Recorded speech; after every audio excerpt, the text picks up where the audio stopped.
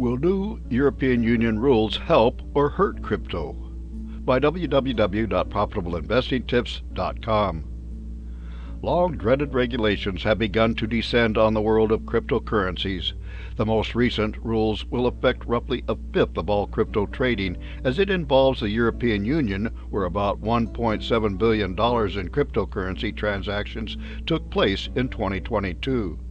In the U.S., there has been a fair amount of bickering over how crypto regulation should proceed. What tipped the scales toward more regulation in the U.S. and well as in the European Union was a crypto bloodbath of business failures, bankruptcies, fraud allegations, and investors who lost large sums of money.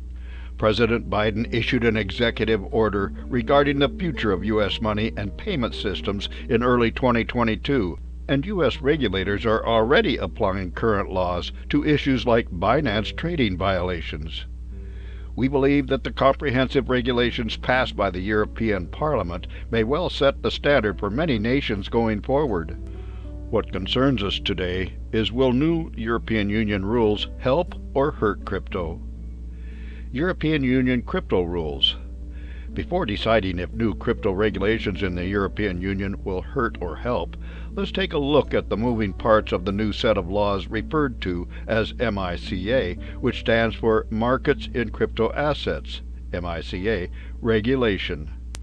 The first part of the new set of laws requires crypto licensing of all cryptocurrency enterprises within the European Union.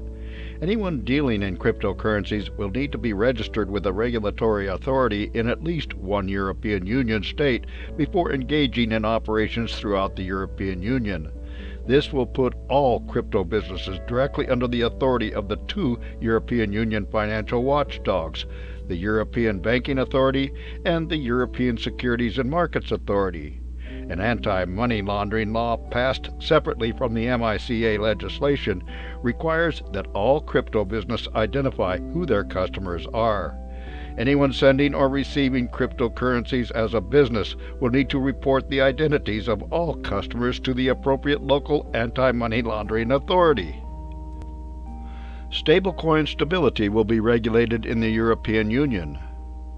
Stablecoins that are backed by hard currencies like the US dollar or euro are generally more secure than ones protected by an algorithm that seeks to manipulate trading of a token to adjust value. Now, in the European Union, stablecoins that use a hard currency to support their value will have to demonstrate sufficient reserves of that hard currency to regulators, similar to how banks and insurance companies are required to maintain and demonstrate sufficient reserves. In addition, regulators will demand evidence of sound management and governance from these entities. In addition, anyone not pegged one-to-one to the euro will have a 200 million euro daily trading cap. European regulations will take force over 2 years. Fortunately, the bulk of the new European Union laws do not go into force tomorrow.